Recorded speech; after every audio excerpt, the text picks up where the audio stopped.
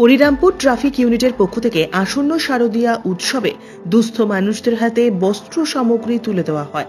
এদিনের এই বস্ত্র বিতরণ কর্মসূচিতে উপস্থিত ছিলেন DSP traffic Billamangal Saha, Harirampur traffic ইউনিটের ওসি জয়তপল বিশ্বাস সহ অন্যান্য পুলিশ আধিকারিকেরা।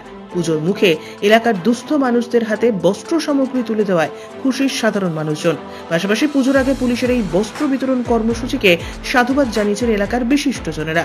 এ প্রসঙ্গে বস্ত্র নিতে আসা এক মহিলা কি জানালেন শোনাবো।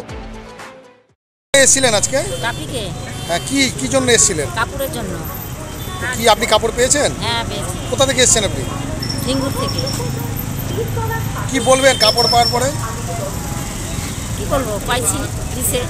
কি নাম আপনার? মায়ের সাথে। ট্রাফিক পুলিশের তরফ থেকে কাপড়? হ্যাঁ, আপনাকে ট্রাফিক পুলিশের তরফ থেকে কাপড়। এ প্রসঙ্গে ডিএসপি ট্রাফিক বিল্লমঙ্গল সাহা বলেন, কি কর্মসূচি নেওয়া হয়েছে স্যার? আজকে তেমন কোনো প্রোগ্রাম না, এটা সামনে পুজো আছে।